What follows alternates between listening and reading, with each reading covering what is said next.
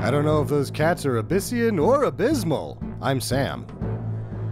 My third favorite Heinlein book is The Cat Who Sucked My Balls. I'm Justin. Is that a taxidermy cat flying a plane? I'm Jackie, and this is... What's the name of the movie? The Cat from Outer Space on Stinker Madness. What's that smell? I don't know about you, but I'm thirsty as fuck. Thirsty as fuck. Hey, look at this! Thrill me. If you come back in here, I'm gonna hit you with so many rights, you're gonna beg for a left. Thrill me. Beg for a left. Thrill me. Hey, look at this! No! What? Hang on! It stinks. Hang on! Get to the chopper! Stinker Madness. Hello and welcome to Stinker Madness, the podcast about bad movies for bad movie lovers by bad movie lovers. I'm your host, Justin. With me are always Sam and Jackie. This week on the podcast, we got a movie from Disney from 1978 called The Cat from Outer Space. I don't know why Jackie can't remember that. It's a pretty simple title.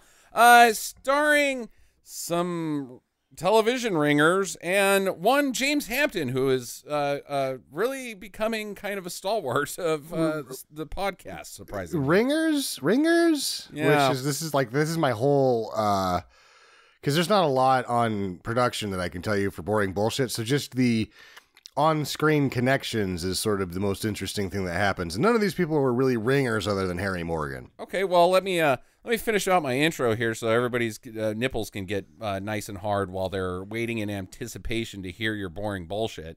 I don't think that's going to happen I don't think because it's this gonna is a cat movie. It's a cat movie. It's currently streaming on Disney Plus, so if you have access to that, you have access to this, plus a spew of other shitty films that we will probably get to at some point, including movies starring Kurt Russell. Jackie, this is your pick. Why don't you tell us why The Cat from Outer Space? Our neighbor watched it, and they said it was so bad that they turned it off. Oh my God. The abort, huh? Yeah, and you know, anybody So who's... you were like, let's do it. Yeah, it's a cat movie that somebody wanted to abort, so I'm like, it can't be that bad. Yeah. And I'm not going to lie, I fell asleep. Oh, great. So For like 2 minutes. there's going to be a 2-minute segment while I'm giving my synopsis where the listener's going to get very bored because I'm not going to have any joking feedback from a third of my partners or half of my partners. Jackie, had you seen this before? No, I never even heard of this before. Yeah, me neither. I'd never even seen a picture for it, nothing. But when we turned it on, I was like, that cat's got quite a fancy collar. I thought it was made out of diamonds, and I was very excited. Okay. And then you were very disappointed. Yeah, and then it starts, and I'm like, why do they always land in the middle of a farm? Right. Okay, we'll get to that. You're just like, no, let's get past Sam's thing and get to the synopsis. I don't want to talk about this movie. I'll just try to push us into the main part of the podcast. So I you know, what I'm thinking is if we hurry this up, when we can just have another three of us having I could go upstairs and get some alcohol. Oh, and we could just do another, Wednesday segment. Yeah, right. Okay, we'll just double up. Let's not do that. Sam, you had seen this before, is that correct? I actually liked this movie a lot when I was a kid. I Okay. used to double feature this and That Darn Cat a lot. All right. I actually almost peed my pants laughing at this the first time I saw it. And that's where I'm at with this movie right now, is I think that as long as you're 8, it's pretty good. If you're not 8, it's not. And my daughter's about to be 8, so I have to watch this movie again, because this is what I've been posed with. This movie is that, like, I have to put it in front of an 8-year-old to find out. You gotta know. And I'm using my own child for science. Are you an idiot? I mean, you're still tainting your scientific results a little bit. You know, you don't quite have a placebo, and your sample pool is pretty small, and she's tainted with your own genes. But hey, she is 8, and if she doesn't like it, then it's a clear sign that you were an idiot when you were an 8-year-old.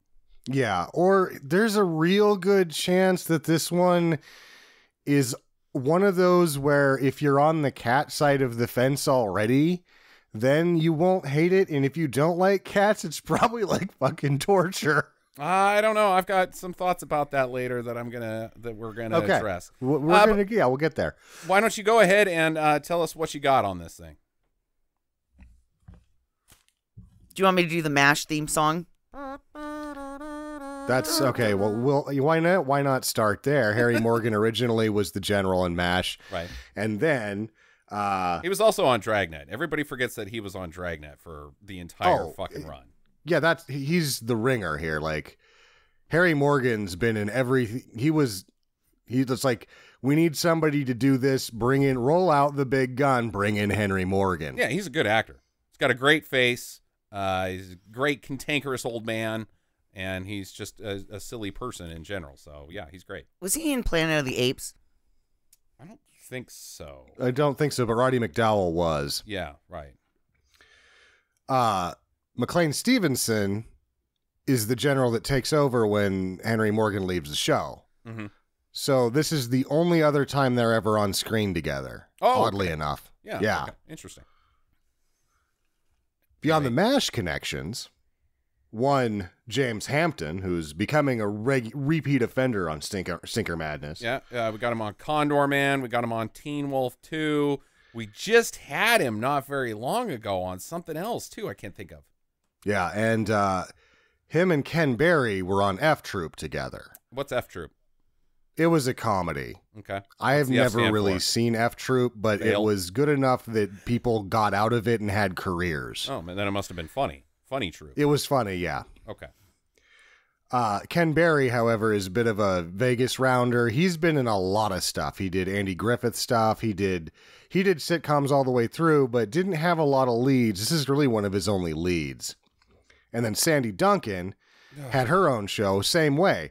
In fact, I'm going to accuse both Sandy Duncan and Ken Berry of probably getting drunk at one of Duke Mitchell's Sunday brunches. I can see it. Is that Amy Adams' mom? No. No. Here's so also 8-year-old me thought that Sandy Duncan was an angel from heaven. I think she was one of the first women to make it move. What? Spit take. Oh my God. I was drinking and it made me choke. What is wrong with you? So there's a shot where like her boob almost comes out and like, you know how you like have olfactory senses and you smell something from your childhood and the hair stands up on the back of your neck and you're like, I'm in a different place now. When her boob almost popped out, I was like, oh my God, I remember everything. I smell peanut butter and jelly sandwiches and chocolate milk. Yeah. Wow. Like, oh my God, I'm gonna get my first boner again. Oh, she's terrible, Sam. She is the I think she's worst. funny. Oh, she was so awful in this movie. I could not stand her at all. I think she was also one of the side characters in the Hogan family, which I always accused Jason Bateman of being in Family Ties. He wasn't. Justine Bateman was in Family Ties. Right. Jason Bateman was in the Hogan family, which I don't think I've ever seen. I don't know anything about the Hogan family. So it was on for a while. Like every time I'm like, I guess I just missed this, huh? Yeah. Yeah, they didn't have Alex P. Keaton in it or Kirk Cameron, so I was out. Yeah, and then Roddy McDowall, of course, shows up to do whatever. Yeah. Like, his character sort of becomes something by the end of it, but for most of the movie, you're like, this is just Roddy McDowall doing Roddy McDowall business in a Disney movie again, just because, like, just get him to do it. We'll do something. It's terrible. He just hangs around on the lot and he's like, hey, you guys shooting a movie today? Need a weird guy to need a creep Roddy around? McDowall? Need a Roddy McDowall? Because there's only one of me. Yeah. All right, get in here. Yeah, exactly. Either that or he's just hanging out by all the craft service tables and he just slides his way into the movie and then just shows up on camera and they're like, oh, son of a bitch. He was in the background the entire time. Now we're going to have to write him apart. Still holding a sandwich. Maybe that's why coroners are always eating sandwiches. It's because they usually don't have big roles. They're not by big actors, so they're hanging out over by craft services, getting all the food, and then the director yells action, and oh shit, I'm still over by craft services, so they don't even have time to put the sandwich down, so they're on screen eating. Yeah, no, they just kind of sprint into the shot holding a sandwich and go, "That man died of dysentery. I can tell from here. Hold on, I'm finishing this sandwich. This is a really good sandwich." And it was free. Norman Tokar is the last person of note to mention, the director. He did Where the Red Fern Grows. Okay. He was one of the principal directors on Leave It to Beaver. And then Disney hired him. And that's kind of what this movie is. If you recall, like after the black and white Disney live action pictures, which were really quite popular and very well received for their budgetary constraints, they were always set up as such an amazing animation studio that you couldn't compete with them. Like, to make animations as good as Disney was doing it as a factory would cost 3 times as much as Disney was going to have to spend. But then when Disney wants to do these live action movies, especially in the 70s, they're basically just making television. And then they've got good animators that can do passable animated special effects. The rest of the effects, though, there were a lot of strings and some shots in this movie. Oh, like man. anytime anybody's flying. It's not quite Puma Man bad, but it's pretty bad. It's pretty bad, but you can tell that they're using television film stock and not film stock. Like there's a they're using distinct look. They're using an Aeroflex camera, and they've got an anamorphic lens for it, so they can shoot it in 16:9, and it's technically a movie. But this is a TV setup used to make film. Yeah, that seems very right. All of these movies look that way. It's lit like TV. The sets are all really small TV sets. Did you notice the sound where they're having to actually cut sound because it's so noisy? Right. In the TV set, like, it is just a TV show, or made it as a TV show, just 90 minutes long. Yeah, exactly. And that's probably why they bring in a bunch of TV people, because they're like, these guys can do it in 4 tries. What do you got on numbers? It cost maybe $4 million. Okay, that sounds about right. And that's then a chunk of change in 78. It is a chunk of change, and I bet $1 million of it was the plane sequence. Yeah, it could be. That stunt sequence was expensive, and it probably wasn't real cheap to get a cat from outer space either, though. You know, a talking cat, that was probably pretty. SETI hasn't even done that, so. And they gave him a diamond collar. Yeah, diamond collar, talking cat. That shit adds up. How much did it make? No one has any fucking idea, apparently. What? I couldn't find any fucking returns on this thing. That's weird. I bet it did okay, though. Right, but why wouldn't that be out there? I mean, like, I don't know. There's been a couple of Disney movies I've looked up and there's no returns, and they might have been cooking the books hard in the 70s. I wonder. Yeah, I wonder if that's the case. If they were doing some of that freaking Marty Bird shit that we were talking about. Yeah, that's just strange because, this is a fairly large production that, some people were obviously very familiar with. It wasn't like found on a shelf someplace, weird. And we also have to think in 1978, it still hasn't taken on full effect. It's been done.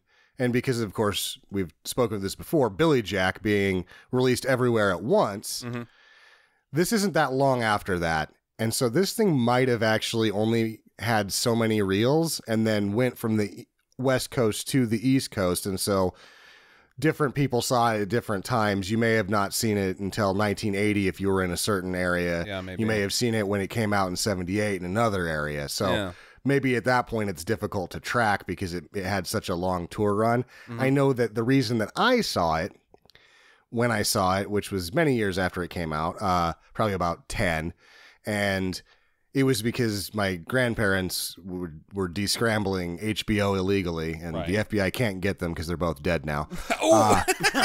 Statute of limitations, gotcha, my ass. Anyway. They're gonna swat into your house right now, Sam, with and like pull a whole fucking Ruby Ridge shit on you. You got to pay for your grandparents' mistakes, the sins of the father, son of a bitch.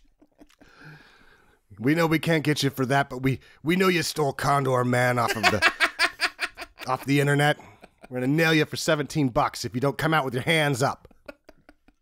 Shoot him! All right. Are we ready to get into this thing? Sure. Now that we can let Jackie roll forward. Yeah, sure enough.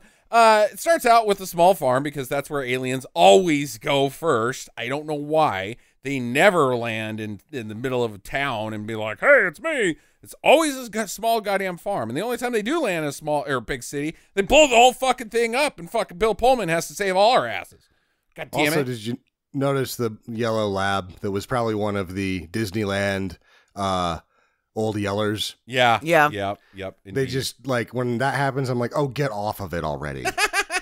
Just get off of it already. Hey, that dog was sassy. He would not go near that cat spaceship. Old Dutch. Yeah, Mom and Pa come out and they're like, oh shit, it's the goddamn FBI. And then Ma's like, no, I think it's space aliens this time. And he's like, oh shit, I gotta get my shotgun either way. So he grabs the shotgun, goes out there. Old Dutch is like, fuck you, I'm not going near a spacecraft. And sure enough, it is a spacecraft. It's a little guy. Not very cool looking. It's like they just chopped off the head of a wasp, and that's your spaceship. Yeah. Cat. I haven't seen Witch Mountain in forever, and I wonder how much of this is recycled parts from that. Yeah, that's also on Disney Plus too, and it's been on the rewatch list for a while now. But I remember that one being pretty. Those two, there's two of them, right? yeah, I remember liking those a lot when I was a kid. yeah, especially the one with Dwayne the Rock Johnson. Yeah, I haven't seen that one. yeah, I haven't seen that one either. I know. You I know, didn't even know it was the thing until like 5 years after it was over. I think my favorite Disney movie that they did with live action was Bed Knobs and Broomsticks. Yeah, pretty popular one. Mine was definitely Condor Man, and I stand by it. So the cat from outer space is landed on Earth. I guess he's like a recon cat. What's his job? That's my main question for the end of the program. What are you doing here? What is your mission? Let's see if we can cat? circle back to it. But he's Okay. landed on Earth, and he's his spaceship is busted somehow, even though it seems like he lands fairly well, like it's supposed to. And he radios back to the mothership, and the mothership is like, well, we're fucking out of here in like 2 days, dude. So you got to get that thing fixed and get on back up here. Otherwise, we're not going to be back for a year and a half. Oh, crap. No, they said 115 years. Oh, I thought it was 1.5 years. No. No, it was a long time. 5 Okay. years. Yeah, but they were talking all computery, so I thought, whatever. Dude, if they were going to come back in a year and a half, why was he trying to hurry so bad? Well, because it's fucking Earth and it sucks, man. He's got cat shit to do. You know? Like space catting. Like if I had the opportunity to be on the Starship Enterprise for a year and a half, if I had to lose a year and a half of being on the Enterprise, I'd be like, get me the fuck off this thing. You know? They got ladies with short skirts up there. Oh, yeah? Those green chicks. The cats love them. Apparently Ma and Pa have called in the army. They show up and they're like, we gotta take that ship away from you. They think it's fucking commies, of course.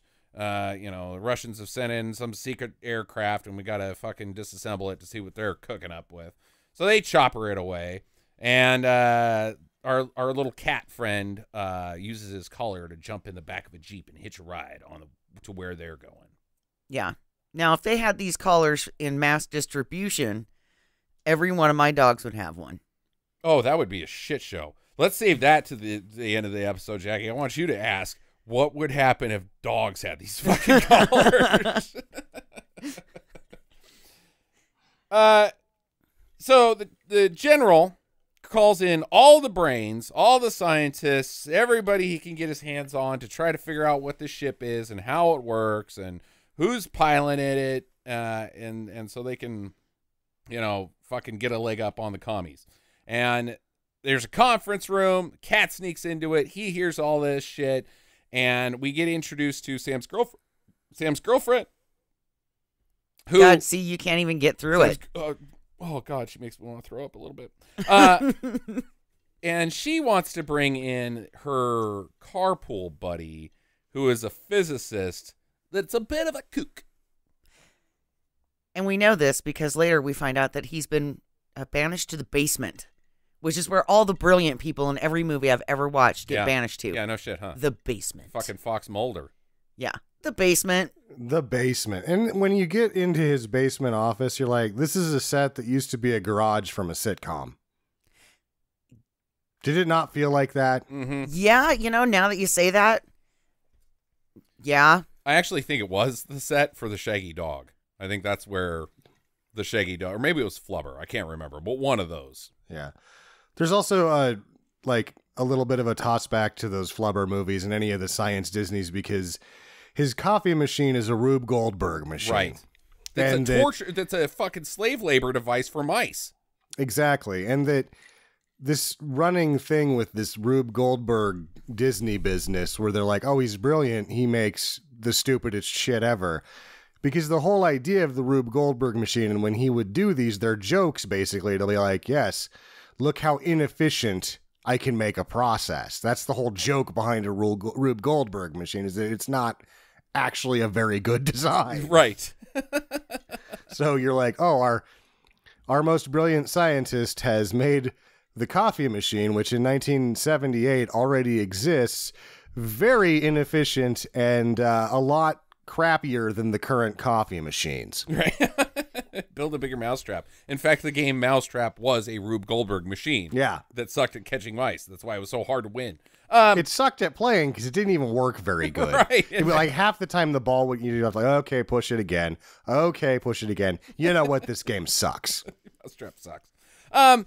The military at their conference room has found the propulsion engine from the spaceship, and they want to know how it works. And so that's why they got to call in this guy. But there's a mole.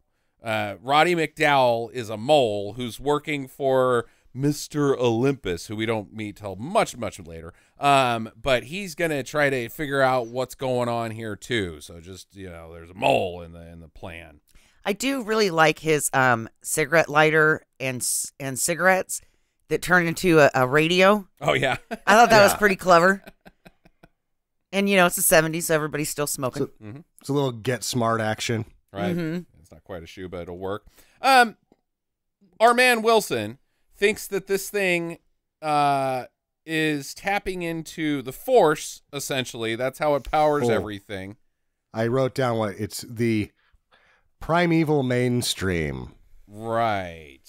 Yeah. The rocks, the trees, there's something that ties us, binds us together, and that's how this thing gets powered.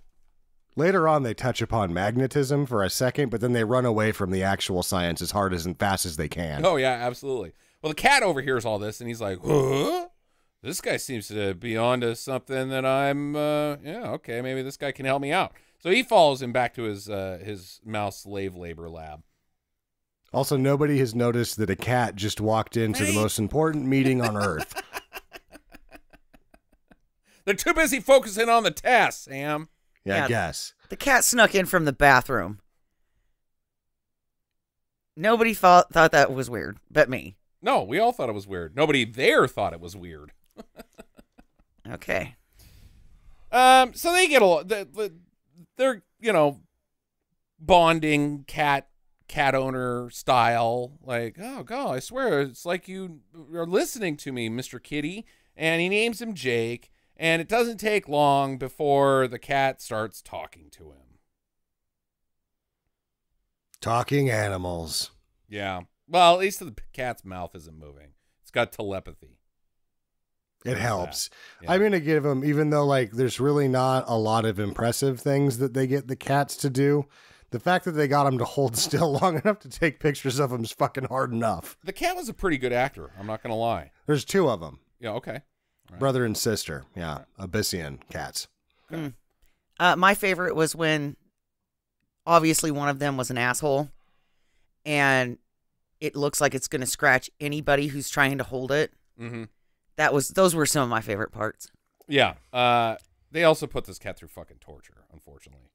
I think Disney was one of the main offenders on the union laws changing to where you can't kill animals anymore. Yeah. I don't think they were going to kill this cat, but they drugged the shit out of it in one scene, and then through many other scenes where they had to have it do shit that was like being drugged. They put pepper up its fucking nose at one point so it would sneeze a bunch. Like, dude, stop being mean to the cat. Fuckers, stop it.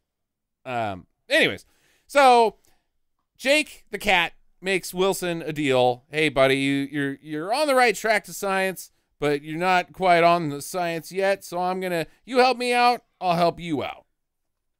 Get me the fuck off this planet. I got green ladies to get to. I got a thing at 3, and I'm totally gonna break the prime directive for it. Right? Man, Data would be pissed.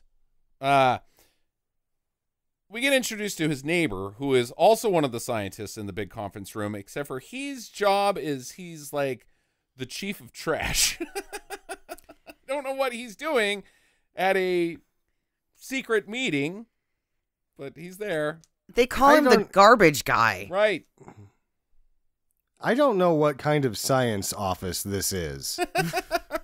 And why the military showed up here. They don't answer any of those questions. It's like, what do they do here normally? Right, exactly. And why is this guy here now? The trash guy. Okay. His name is Link. He comes over and he's like, oh, dude, I want to watch the last few minutes of the Lakers game. My wife kicked me out and I got to do it here. And they're like, but we got cat business to take care of. Get out of here. And he's like, nope, watching the Laker game. So the cat is makes the last shot bounce into the hoop unnaturally with his cat collar powers, so that the neighbor will go home, and also just because he's a friendly cat. So he screws over an entire city and cheats at sporting events. Yeah. He's a nice kitty. No, dude, that's not how sports work. Hopefully it wasn't the playoffs. Yeah. Shit. Lakers just lost a draft pick because of you, cat. So that gets rid of the neighbor. But then Sam's girlfriend comes in. So she comes by with her cat. And Jake has to fake being sick. And that's where they stuff pepper up his nose. And it's not cool. The first time. Right. Yeah. They break into the facility at night. So they go to the facility. Right. And this is the most heavily guarded military facility ever, where you would keep a UFO. And the way that you keep people out is with a master lock padlock. Right. Makes sense. That's the security on this base, is a padlock on a gate. Maybe it's hiding in plain sight, Sam. You know, low security so that the weirdos that storm Area 51 don't think anything of it. Mm-hmm. Yeah. Or very early on, the government was able to determine that this UFO is kind of a piece of crap. Let him have it. But the mole spots him immediately. So does some guard. And so Jake freezes them. Jake has the freeze people power. Lasts 20 minutes and they freeze in place. And then he does sexual assault to him, which is not appropriate, Jake. Not cool, dude. Quit putting things in people's butts. Because they're paused. Evil. They get to the ship, and Jake gives Wilson a collar. He's got 2 collars so that Wilson can fly up on top of the ship, and it looks fucking terrible. It's the wires show. Oh, the rear projection is very Megaforce-esque. Uh-huh. And he's not even like the wires showing. Fine, that happens in all the movies from this era. Maybe not this bad, but it's not even that he's flying around, that he's on like a track. He's literally swinging back and forth. His trajectory of flying is just a fucking curve. Yeah, he's Peter Pan on Broadway. Right. Spider-Man the musical. Yep. Wait, hold on. Wait till he swings back to deliver my line. I don't think he's coming back over here. Oh, shit. Oh, man. So the mole has gotten on a roof. And he sees all this shit. He's like, oh man, this is pretty weird shit. But turns out that in order to fix the ship, it's diagnosed that it needs this element called Borg 12 or whatever. And it's gold. So we'll just skip all that nonsense. So they got to find some gold. The guards have sounded the alarm, so they bail out. And that's my first time I reference hijinks ensue. Ah, yes. Also, when this scene starts, you're like, why is there a garbage truck as part of the military convoy? Right. And it's just this sore thumb that sticks out that later pays itself off. And then that happens periodically throughout this film where you realize, man, this is so textbook and so bad. Does anybody want to break this down? There's so many hijinks that happen in so short a time that I didn't really write it all down. All I wrote down is that Harry Morgan's unit is garbage. Yeah, right. They suck. They have a garbage truck. They And seem then to the be garbage, yeah, all of a sudden Roddy McDowell towards the end of the hijinks just falls into the garbage truck, which is where it shouldn't be. I guess there's a dumpster there. I guess. Why? I don't know. It just seemed like everybody jumped into a vehicle and just started going around in a circle around the one building in the shot. Right. And then And he ends up in a garbage can, and Jake almost loses his collar, but he gets it back, and they end up on a motorcycle. They crash through some tents. Right. And then they decided in post to do some voiceover covers that made sure that the audience knew that nobody got hurt in that one, because they just drove over a bivouac and you're like, I hope there was nobody in there. And then there's a voice who's like, oh good, there's nobody in there. And then eventually they drive away on this motorcycle, and Jake has to use his powers to launch the motorcycle in air over a fence. And later on in the world, Steven Spielberg will do the exact same thing with a small boy, a bicycle, and an outer space turd, and it's apparently on-screen magic. Yep. That's the first thing that I thought too. I was like, isn't this like E.T.? It is E.T. It's E.T., but boy, did Spielberg do a better job with it. Oh, yeah. The only difference is the angle of the camera, because it's at night. Elliot is running away from the federal people who want to capture an alien. I mean, it's not any different. It's just a turd and a cat. That's it. Yeah, there's not a lot of changeover. And then it was again done possibly even better by Chris Elliott, to be a very obscure reference from the show Get a Life, in the Spewy episode where the space alien and Chris Elliott ride their bike, but when they hit the moon, they just go off a cliff, and it's hilarious. Okay, all right. Good info.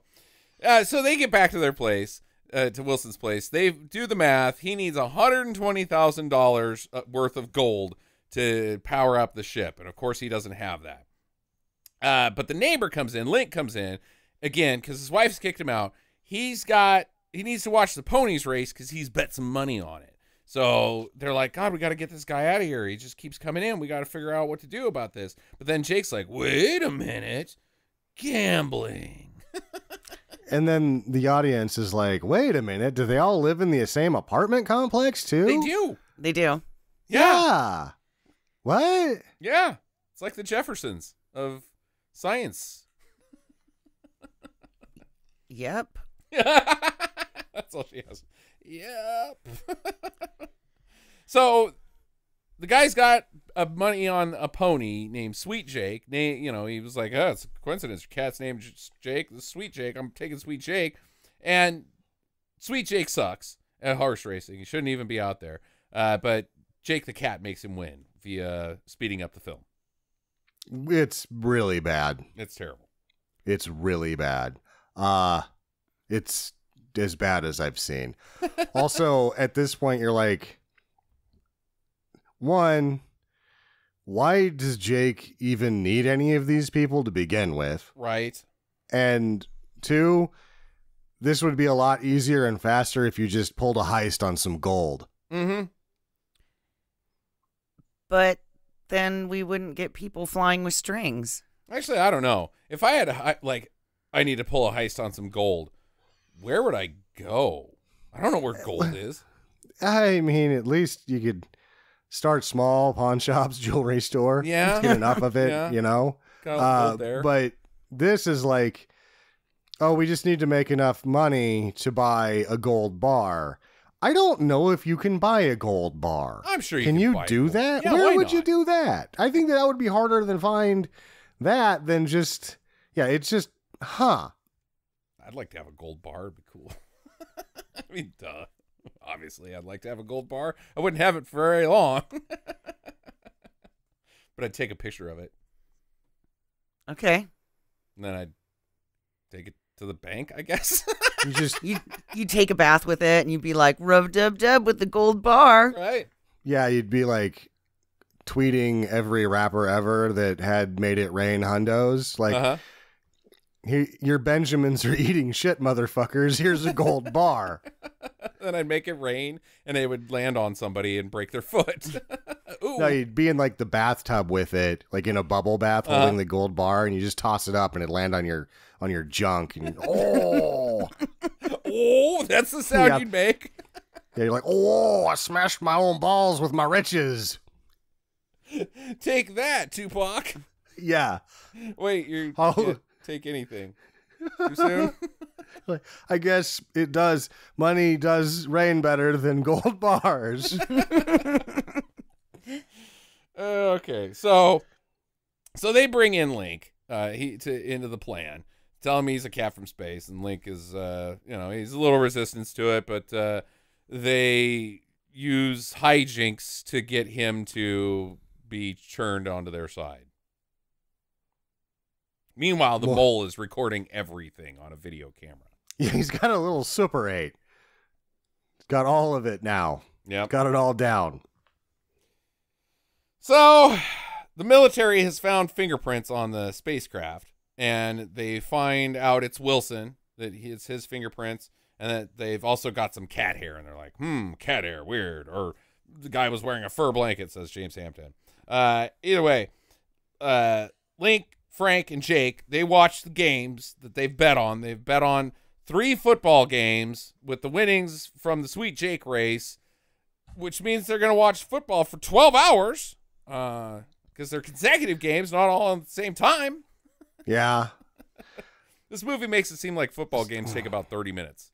And also, like, through all of the betting, you're going, wait, I've bet before and I can do math, and none of this shit adds up to 125 grand. No chance. None of it. I think his bet is he's bet $1,500 on the that a team will win in 3 different, like, he's picked the winner in 3 football games, which is pretty easy to do. No, you can't do a 3-game parlay. You have to do a 5-game because picking 5's pretty tough. And guess what? Even if you pick all 5, the odds aren't going to be enough. Right. It's like 1 in 2, 1 in 3, maybe. When you do 5-game, I think it's like 7-1. 7 to 1. odds. Yeah. It's not a big payout. No. The biggest payout odds-wise is roulette. They should have, like, gone to Vegas or something. Right. Okay.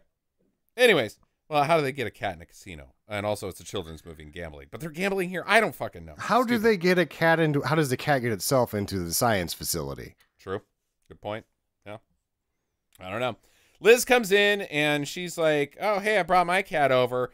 And Jake gets distracted by her cat, and Link and Wilson are distracted by the football game, and so she runs out and grabs a vet that lives there and brings him in, and he's distracted by the football game, but it ends with Jake's collar coming off, and they get it just in time for him to fuck with the field goal so that they can win their second football game. Yeah. But then Jake gets sedated and is passed out, so now he can't do anything on the third football game. The veterinarian just comes in and he's like, I'll help, and he euthanizes the cat, and he's Right. like, there, your cat problem is gone. Then he leaves.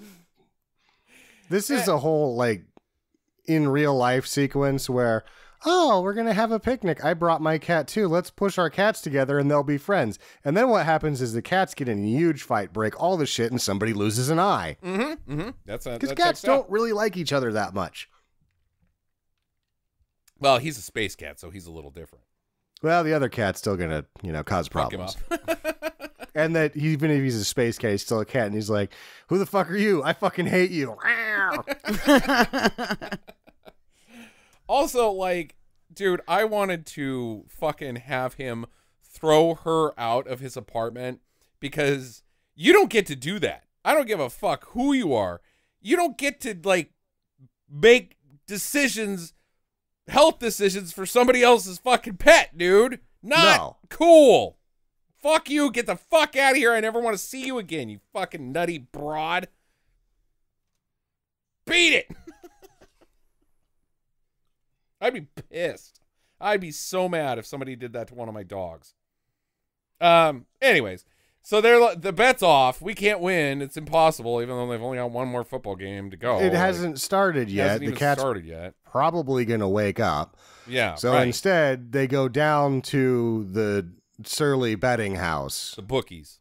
Yeah, the bookies place. And he's running a ringer mark setup on the pool tables as well. Mm-hmm. Yeah, the mafia's there. And the mafia, that guy was not Italian. Yeah, Honest Harry. Yeah, Honest Harry, not Italian.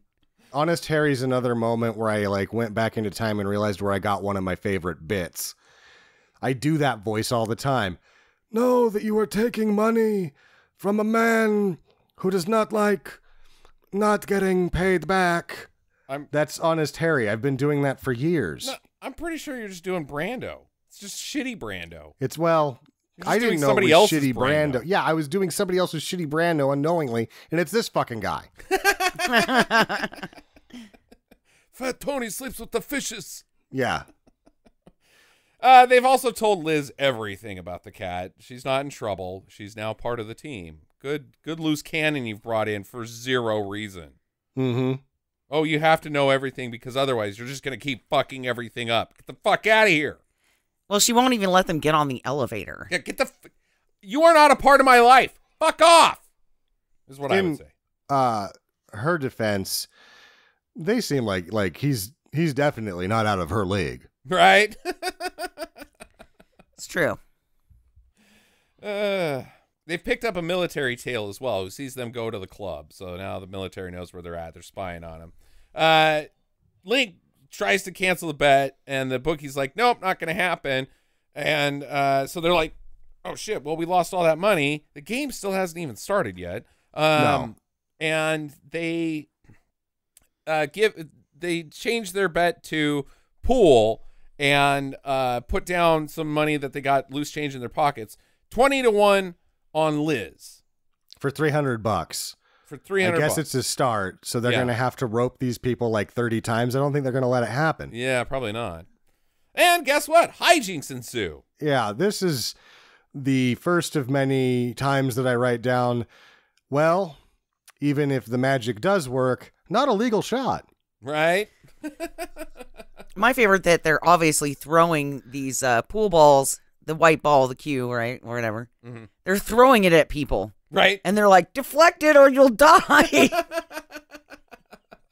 Yeah, ricochets off the wall, hits some guy's frying pan, hits another beer-serving person's tray, bounces off a hard helmet, and lands on the table because Jake is still passed out, but Wilson's controlling it with the collar. And I guess he's not very good at his collar control, so she's going to lose. It's not good enough. It breaks the balls up, but none go in, and still not a legal shot once it leaves the table, right? Right. Yeah. So they lose. The ringer comes in and cleans up the table in one thing, and they're like, "Okay, hold on. What would you say if we gave you 12 balls? I don't know what that means." And you get the break, and she's blindfolded. What would be our odds then? Well, 2,000 to 1. Okay, we'll take that bet. for exactly $120,000. Conveniently, it'd come to $120K. Yes. Guess what? Hijinks ensue. Hijinks ensue. And then the one shot that she makes, the last ball to go in is the 3. So whatever they were playing, she lost. She lost, right. Not a legal shot.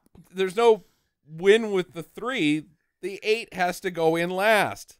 Yeah. And if you spot somebody 12 balls, then I guess you're making them play some of your balls too. Right. Like, here, you can have our balls. You win. You got more balls than we do. Wow. It's the first to have the most balls, right? Yeah. Yeah, that's how pool works. Okay. Maybe Marcus the Queensberry rules. Jesus. But yeah, Jake has woken up and he's controlling the balls and she wins in one shot. Because of the sandwich. This sandwich wakes Jake up and it's the dump truck again. Right? Like this sandwich, like this guy just like holds the sandwich in the shot awkwardly for like this real long amount of time. And I'm like, well, I guess they have to pay this sandwich off in a minute. And then they do because it wakes the cat up. And I'm like, that's terrible. And it barely wakes the cat up. Like, it's not good foreshadowing at all. It was completely unnecessary. He could have just set a sandwich down on the chair next to him, and it all could, like, goddamn foreshadowing. Well, the fact that the onions woke the cat up was what I found to be weird. It wasn't the deliciousness of a sandwich. Nothing funny like that. It was, this sandwich has these huge chunks of onion on it, and it woke the cat up. Yeah. Like, the cat should have been eating that sandwich after. What? Hey, I'm a cat. Meow. That would have been funny, but that doesn't happen. Or the guy should have been like, "Well, kitty, you want some of this sandwich? You want your sandwich, kitty?"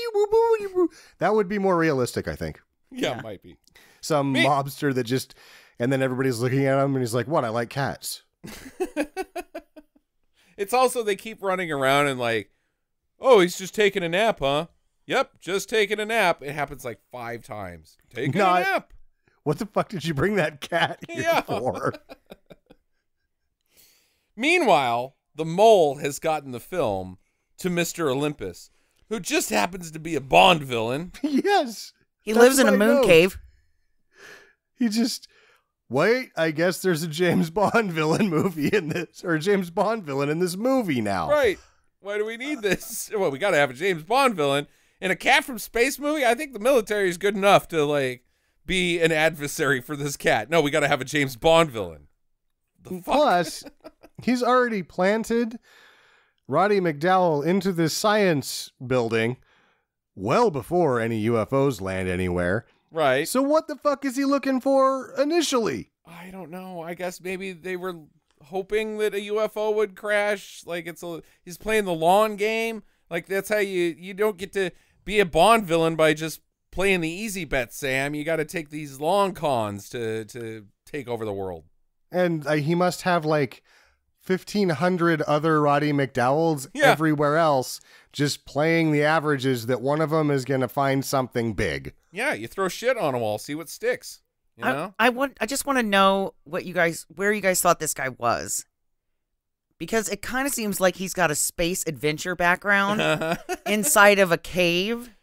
Well, I'm pretty sure it's a volcano layer, Jackie. Yeah. It's a Bond villain, so. Oh, okay. Yeah, I mean, that would make sense then with the background. He's cored out a volcano and decorated it to his liking, of course. And he's got guys in there who just move stuff around, and probably a submarine. You have to have a submarine if you live in a volcano cave, right? You know?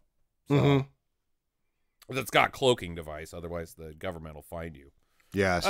Yeah. He wants the collar so he can control the universe. His eyes are bigger than his stomach right now. The man who has that collar can rule the entire universe. Never thinking, wait, there's an entire civilization of cats who all have those collars, who will probably be like, yeah, dude, we're going to fuck your shit up. Uh-huh. Right after they scratch him in the face and pee on him. Right. Well, that's at the end. They spray him. Yeah. With their cat business. I mean, it's going to turn into the fucking...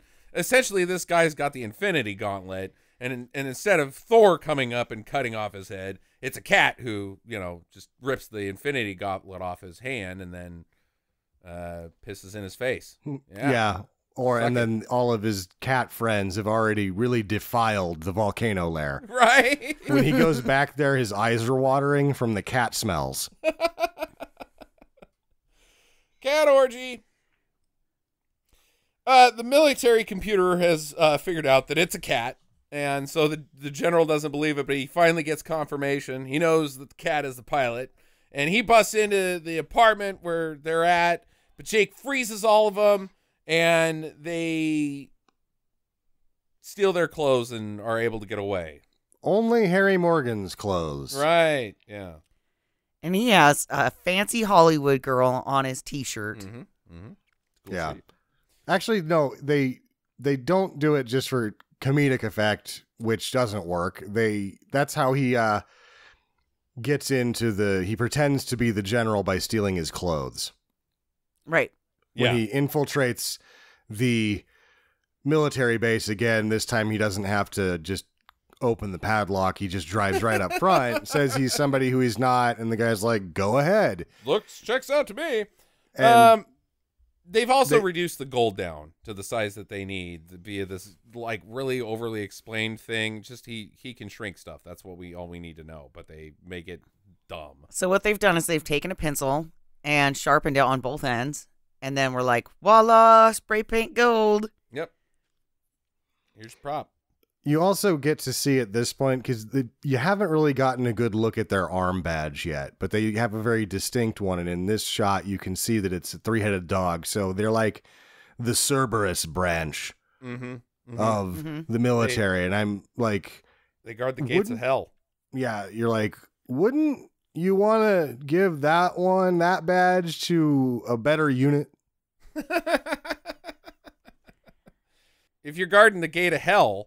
You're not really, you're not the top, If you're guarding gates of Olympus, then yes, you're one of the good ones. But if your Cerberus is just a shitty dog, dude, it just happens to have 3 heads. Yeah, but still, you don't want to give even something minorly awesome to a unit this shitty. These guys suck. Yeah, they suck. So if you were going to give them a new patch, what would it be? If there was a way to pictorially represent the Apple Dumpling Gang, possibly, which oddly enough was directed by the same director of this movie and is much better. I would do like one of those symbols, that are on warning stickers of like somebody just tripping and doing a face plant. That would be what I'd do. Or just like have missing fabric there, denoting that they've all had their patches torn off because they suck that bad.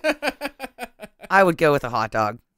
Hot dogs are awesome. A hot dog's a good one, yeah. Yeah, but without bun. It's just a hot dog.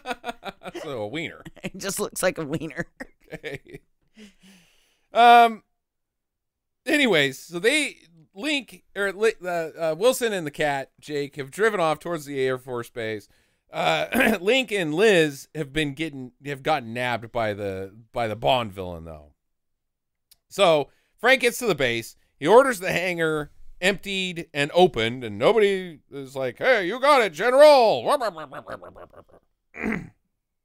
because they aren't very good at things. No. They make the repairs. Jake radios up to the mothership. They're like, "Oh, you better hurry your ass up," But Link gets dropped off at the Air Force Base, and he's like, "I'm the general's friend." And they're like, "Well, come on in, sir." Yep. My note there is, security is worse than anticipated. My previous estimates on how bad this unit were far, far under what their performance is. These guys are terrible. They're terrible. The general and his team, they wake up and they head to the base, and Link tells Wilson about Liz, and Jake's like, "Oh, I gotta help." And Wilson's like, "No, we don't have time for that. Get on your ship and get out of here." And Jake's like, "Okay." And he climbs up his ramp and the ship takes off. But he's not on it. But he didn't bother to get the other spare collar. Right. Fucking dickhead. Right. That would've been Maybe that easy. one runs the ship. I don't know. Maybe that's the autopilot. Yeah. I'll give him that one. But Yeah. All right. he's made it to where we can't reverse engineer that technology. We can just torture him until he tells us how to build them. Mm-hmm. Mm-hmm. Yeah. But he's decided to live on Earth now, and he's going with them. So Right. they've made off in the general's car, drive past the general, and he's like, hey, that's my car. Call the police. Even though we're the most clandestine unit in the military, we're bad. So bring in some people that could actually do something. Local cops. Yeah. Local Way better cops. than us. Way better than us. Even though the front of our vehicle literally says military police, we're not the police that need to be handling this right now. We need fucking Gomer Pyle coming, or not Gomer Pyle. Oh God, what Andy Griffith's buddy doesn't carry Gomer a gun. Pyle. Oh, Oh, the fuck is his name? Don Knotts. What is Yeah. Don Knotts' character's name? Fuck, we suck. We do suck because I just got like in one of my game chats, they change the names every once in a while to like recognize what we've done that week or whatever. And I got tagged with that because I wasn't shooting anybody. And I was like, hey, I'll pull that one bullet out of my pocket. Yep. So they're all headed to the airport. They get to where the hostage exchange is to take place at, and the supervillain's in a chopper, and I didn't understand this at all, but they just take off. Like, no hostage exchange. They say that they're not going to give them her because she's a witness, but they don't get the collar either. Seems No. like a really poor plan. And a very long scene Yeah. where I right. fell asleep. It was so long that I closed my eyes, and then it was like, oh my God, it's still going. Right. And then they take off, and Jake is like, hey, there's a junk airplane in there. Get in. Jake and Wilson take off. Link stays behind to help out. With To be the cops. arrested. Yeah, to be arrested. Yeah, he Probably goes, it's funny. He's like, are you coming or are you staying? And what's his face is like, I'm coming. And then the other guy's like, I'm staying. It was funny, huh? Yeah, not really. Okay. This is also the beginning of the showstopper. Like, this is their big sequence. Right. Right. There's a really expensive setups that have to be done for this, and it sucks. It sucks. So it's like the expensive thing from Cliffhanger. Yeah. The chopper comes at him, and then hijinks ensue. At one point, Olympus, the James Bond villain, doesn't say shoot him. He says, everybody open fire. Right. And there's only one guy with a gun, and it's like a 38 snub nose. And he like opens the window to try to shoot something with that out of a helicopter. Dumb. So dumb. My favorite was the taxidermied cat Yeah. that was in the airplane. Yeah, the cockpit. He's flying it. Yeah, And it looks so bad. it does look really bad because he's just glued in there, and then his little tail is just, he looks so ratty ass. Yeah. Like, this cat has been through so many movies. And it was like a long-haired cat, too. It wasn't even the same cat. Right. There was another really bad cat shot out of the helicopter where she just like shakes it out the window to like show you that there's a cat in there. Like, we know you don't have to like Michael Jackson baby that cat. We know it's in there. Yeah, the mole has shot a fucking flare gun inside of the chopper, which dissipates like immediately. Nobody burns to death. Nobody's blinded. There's not smoke inhalation from it.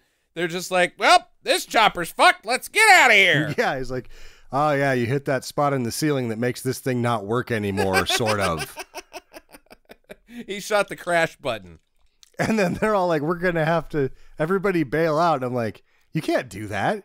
You can't bail out of a helicopter. And then they've got parachutes, but it's like, no, you still can't do it. You're not high enough for a parachute. You're way too high to jump out. You're going to have to go down with that bird. Yeah, you're gonna. It's going to be a rough landing, but you got to put that thing down. Right. And the dumb thing is like, I think the pilot says now we're running out of gas. You can still land it. Like, no, you got to jump out. Yeah, and then they were like, oh, and the controls are buggered. I don't know about that. I thought they said that the controls were buggered. Well, I know, but a fucking flare gun is like that does nothing. It hit the ceiling. It's not going to go through the ceiling. They ordered this plane from China, okay? Helicopter, you mean? Yeah. Yeah. You ordered that joke from China. Wow. Oh, my God. My own carefreeness used against me. They leave Liz behind, so now the airplane has to fly up and rescue her and the cat. And it is a pretty expensive stunt, but it also takes a very long time. And they milk it. Completely not interesting. Yeah, they had to get to an hour and a half. The fucking Phantom jumped from a plane onto a horse in the blink of a goddamn eye. Uh-huh. Sons of bitches. Using similar setups. Right. Just a lot more effectively. Yeah, exactly. They get the cat, and after much consternation, they finally get her down too. The villains end up in a tree by their parachutes over a canyon, so I assume that they die? They die. Yeah, that's a rickety ass stick that they're on. And not to mention that they're all lined up on the same stick. Give me a break. Somebody would have gotten impaled. And then, then you would have gotten on the arm of that guy, and then the other guy would have gotten on the foot. So, you're still in this 3 persons on or 4 people, actually, on this rickety-ass stick. They're not going to make it. No, they're dead. They died. And then Jake goes before a judge to get citizenship, and hijinks ensue. Makes the judge fly during the Pledge of Allegiance. The end? The end. My God. Well, you missed the part where they called the general and told the president called the general and was like, "Hey, you give that cat diplomatic immunity." Right. And what? Yeah. Oh God. No. Who wants to go first on questions? What is his mission? Right? Oh yeah, we got to circle back to 2 of them. I think that they're just on a pleasure cruise, and he took out, one of the rental buggies, and it broke down, and they're like, "I'm sorry, but in order to keep our cruise schedule." Yeah. Okay. And then they're like, "Oh, but the next boat's not going to be here for another 115 years." Fuck, that's a better idea than what I got. Yeah, it's better than anything I have. He's on a cruise excursion. And he's like, "I better be getting a fucking refund for this." Everybody else went to Mars. He chose Earth. Yeah. Cats love Mars. I know that from experience. Yeah? Yeah.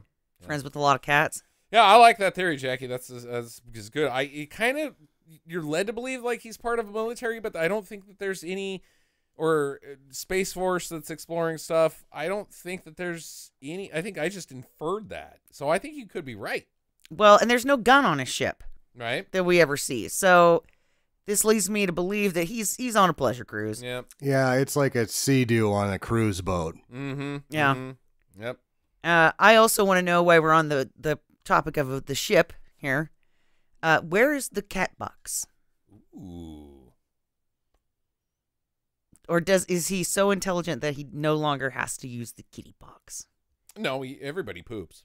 And then when he empties it, he just uses telepathy to lift up all the clumps of turds and piss and throw them out the window. And airlock. Space, yeah, there's a bunch of cat shit in space now, just floating around. They're gonna get worms. It's actually what they make. The enemies, the bad people in space make ammunition out of. It's just cat turds. They fire them out of guns, and they're like bullets. It's hard projectiles. Okay. Yeah, no, you're like, what, we're getting pelted with cat shit. I guess they're just taunting us. Well, they can't light it on fire, so they have to do the next best thing. Yeah, at absolute zero, man. That cat shit is gonna freeze just as hard as steel, buddy. Maybe. punch a hole through a goddamn spaceship. Pretty good. Yep. What was your question that we were supposed to circle back to? So, what if they did reverse engineer this technology and a dog had it? I mean, could you imagine you would never have any food in your house that was safe again? Like, you'd order pizza and the dog would just be like, dog collaring that baby up here, and the box would float out of your hands. Right. And before you could even get over there, he's eaten half of your pizza. He'd eat half the pizza. Or maybe the whole pizza. Yeah, depending on how big your dog is, right? And then it would help itself to treats. Well, maybe it would learn how to use a toilet. Yeah, maybe. Because it's like, fuck, it's 30 degrees below outside. Yeah. I'm not going out there to poop. I'll just learn how to hovercraft over this toilet. And then they're going to miss a bunch while they're learning how to use said toilet. Mm-hmm. And you're going to be in there like, God damn it, you used my fucking toilet again. Go shit outside. The other problem is that the dog is initially going to go with its primal instincts to fuck up all the shit that it hates, which would cause the apocalypse.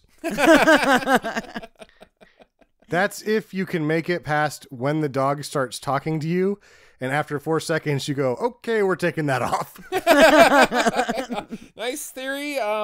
Shut up, dog. Yeah. Okay, nope, you can't have that.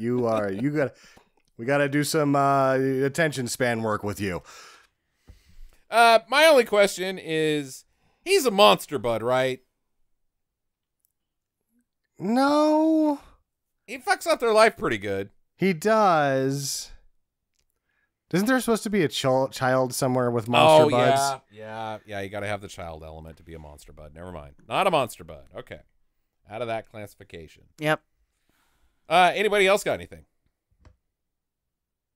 Why would they make a children's movie without children in it? Yeah. I guess I did like this, and there's a lot of the Disney movies that are this way, that it's like they're children's movie with only adults. It's a strange thing, and it seemed like it worked, but I just don't know why that was the way they went. Shaggy Dog doesn't have a kid in it, does it? I don't know. I haven't seen that in forever. I don't think it does. I think it's just not Alan Thicke, the other guy. Jackie, can you think of... Yeah. I don't know. I mean, because maybe for this particular one, they're all scientists, so they don't have any kids. Yeah. Scientists don't have time for children. Yeah. Huh. If you're a smart person, you don't have kids. Yeah. So they can't be part of this movie. Only dipshits have kids. That's probably true. Jackie, final question from you. So does he make Wilson clean out his cat box for the rest of his life? He's just like, hey, get your ass in He's still here. got the collar, so... He's not going to do it himself, though. He's going to get mad, and he's going to go take a big shit, and he's going to be like, now you go in there, and he's like, no, make it fly out of the house like you always do. And he's like, that's it, motherfucker. I've had enough of your shit, and you're not buying me enough tuna fish. And so he makes the guy fly in, and then shoves his hell head into the cat shit box. He's like, eat litter. Mean. Which will then lead me to my last question. How long before this cat gets tired of people and takes over the earth? Right. I'm thinking so stupid. 2 weeks. Yeah, I'm running this show from now on. I can't fucking stand you people. You are not good at this. I am in charge.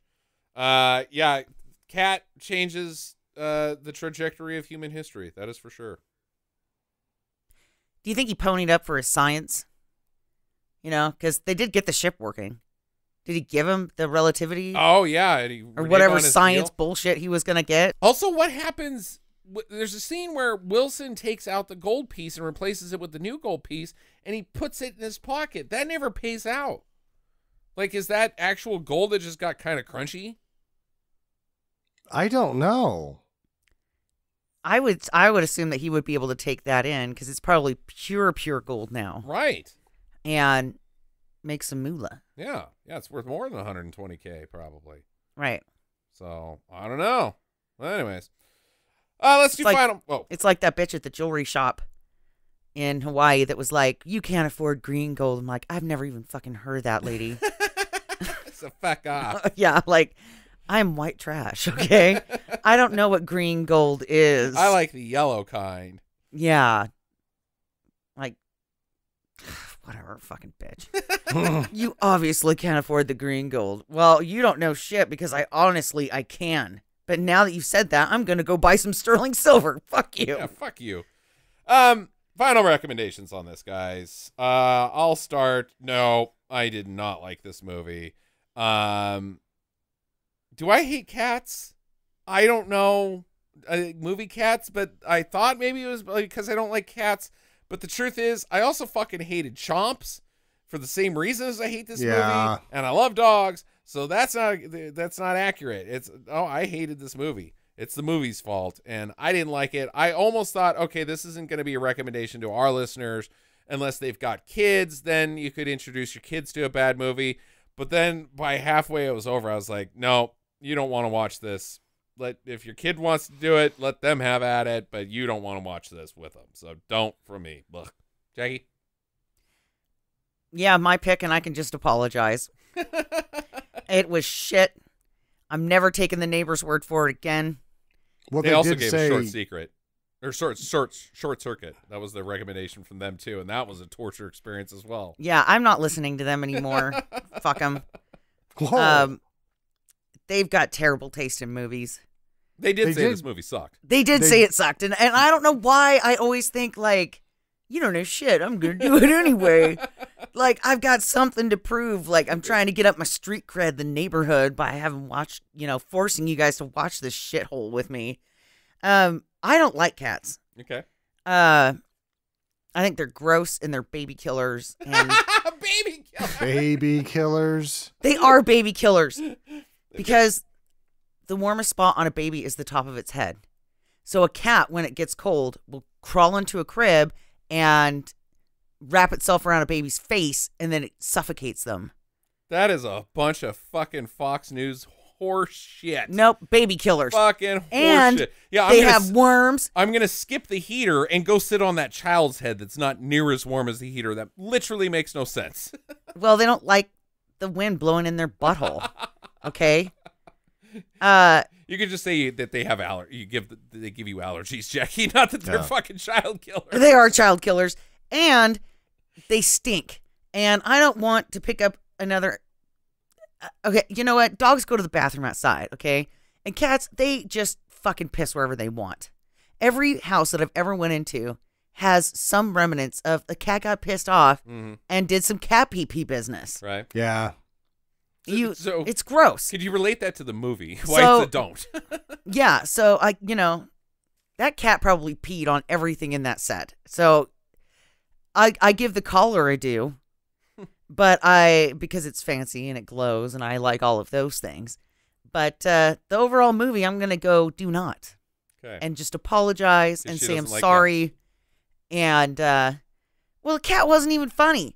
He didn't even have any like good jokes or one-liners. He was just this fucking science cat. Yeah. It's like if I wanted to watch Nerds for an hour and a half, I would have just stayed in my bathroom and looked at myself for an hour and a half. Like, I want to be entertained. I want some funny cat jokes. Yeah, that didn't happen. Sam! I loved it when I was a kid. I can't in good conscience recommend that any adults watch this in groups or by themselves for fun, however. Okay. I will watch it again with my daughter to make sure I wasn't an idiot. Okay, so it's a don't from you. It's a don't, but... Even though you sounded like you liked it. I didn't hate it, but it's just not worth the time. Yeah, it's not worth the time. Unfortunately. It's just not. Yeah. We only got so many hours to live on this planet, and I'm not wasting it on that piece of shit. Yep. Sorry, guys. You'll never get that hour and a half back, Yeah. or the hour and a half that it takes us to record. Yeah. Thanks for that. We got a Corona-sode episode coming on Wednesday, but after that is my pick, and we will be closing out my run of blaxploitation movies with Dolomite on Netflix. So Is this the one with the cane? they all have canes, Jackie. We'll find out. I've never actually seen Dolomite, so I've never either. yeah. So if you guys haven't seen it, chances are I haven't seen it either. You definitely have not seen Dolomite. So we'll get to that. Listen to us if you want, if you're a fan of the non-movie stuff that we talk about for the Corona-sode on Thursday. We got some big stuff for that one. Other than that, Enjoy your week, guys, and get to the chopper. Fans of Stinker Madness, iTunes thinks you don't like us. What? How is that possible? Well, it's because you haven't given us a review yet. Go to Stinker Madness on iTunes and take just a couple seconds to rate and review us there. While you're at it, hit up Stitcher.com as well. Be sure to follow us on Facebook and Twitter @/Stinker Madness and email us at talk@stinkermadness.com. We'd love to hear from you.